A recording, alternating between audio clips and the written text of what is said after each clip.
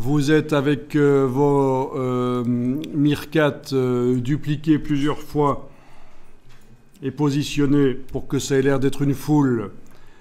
Vous avez zoomé en arrière pour voir autour. Il faut, parce qu'on va maintenant prendre l'outil de recadrage et peut-être agrandir un peu. Alors, outil de recadrage de Photoshop, donc il faut avoir l'option transparent ici. Surtout si vous êtes dans la 2024, parce que dans la 2023, vous n'avez pas le choix de comment vous utilisez l'outil de recadrage, qu'est-ce qu'il ajoute. Mais dans la 2024, il pourrait ajouter, il pourrait inventer quelque chose du décor, mais ce n'est pas ce qu'il nous faut ici, il nous faut de la transparence. Donc, outil de recadrage, et j'ai oublié de dire qu'en n'ayant absolument rien ici, sinon, il faut cliquer sur effacer. Vous allez pouvoir agrandir. Et ce qui nous intéresse, c'est la foule, le dessus, comme ça, voilà. Ça sera notre visuel. C'est pas mal. Ça marche chez vous. On valide. Et voilà. Alors oui, le fond blanc, vous pouvez enlever l'œil en face du calque d'en dessous, en effet. Il fallait que je le dise, et c'est fait. Chez moi, il recouvre le fond blanc, mais chez vous... faites-le de toute façon, enlevez l'œil en face du calque 0. Bon, ben on va tester pour voir ce que ça dit quand on utilise ça dans Adobe Dimension. Sur un packaging, par exemple. Vous enregistrez.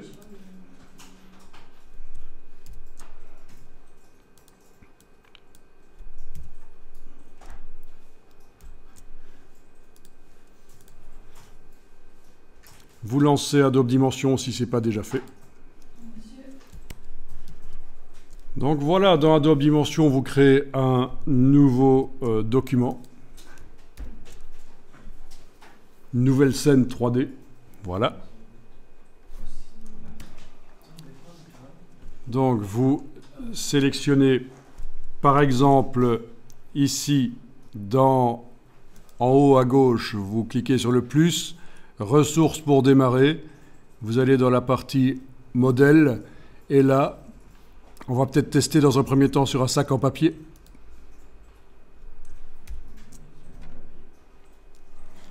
Clic droit vous permet de tourner autour.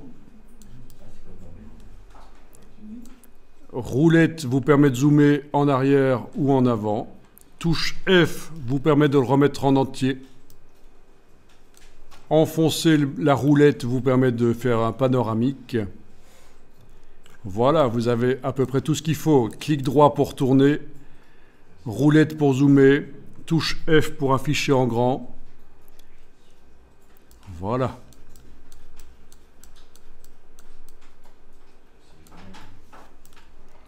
Donc c'est pour faire de la simulation de packaging, et bien sûr on peut enclencher même le ray tracing ici, mais je ne vous conseille pas si votre ordinateur n'est pas très puissant. C'est le rendu avec des ombres. Je vous le montre ici. Voilà, si j'enclenche ça, il me fait des ombres sur le sol et il fait un rendu un peu meilleur. Je le désenclenche. Voilà. Dans l'éclairage ici, on va peut-être aller directement mettre un éclairage 3 points. Donc, tout au-dessus dans l'éclairage, il faut scroller vers le dessus. Vous avez éclairage 3 points. Voilà. Vous voyez des ombres du coup. Bon, elles sont très simples ici parce que ce n'est pas rendu encore.